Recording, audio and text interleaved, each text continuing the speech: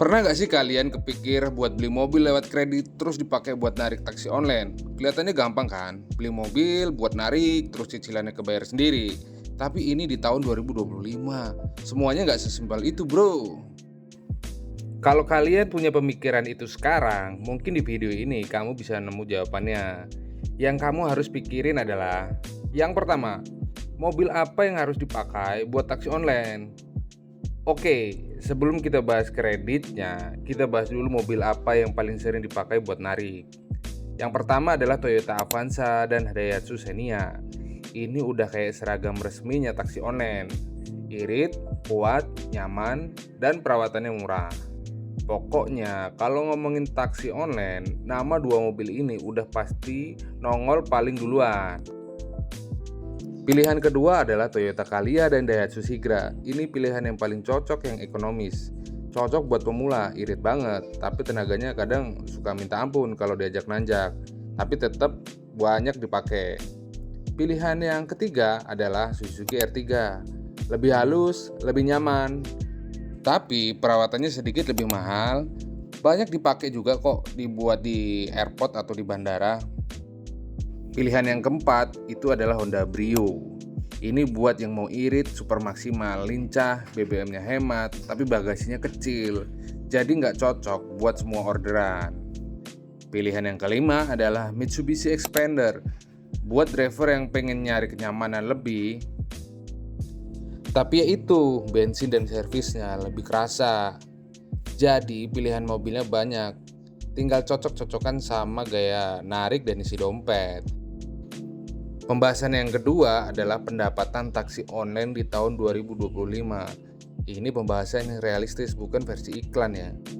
Oke, kita bahas pendapatan yang real.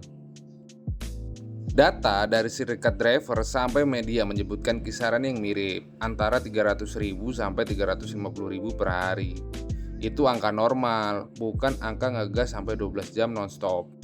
Kalau dihitung mau narik 20 sampai 25 hari kerja, jadinya sekitar 6 juta sampai 9 juta per bulan. Tapi pendapatan bruto.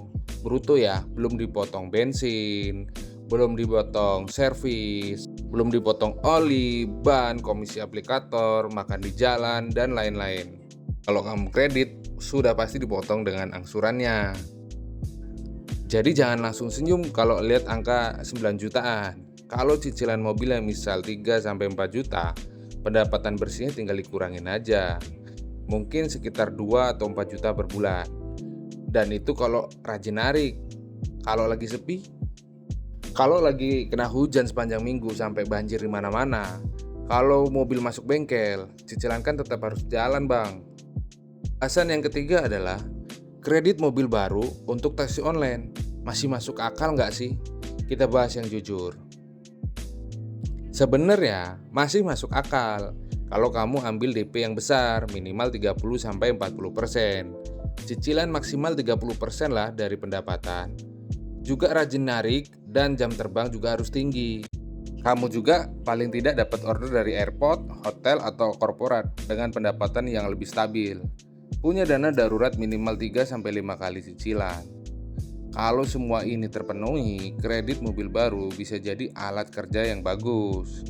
Tapi kalau kondisinya kamu kayak gini, contohnya DP kecil, angsuran tinggi, ngandelin orderan kalau ada waktu, pendapatan pas-pasan, narik cuma 3-5 jam sehari, nggak punya dana darurat, apalagi nggak siap capek atau ketemu drama di jalan.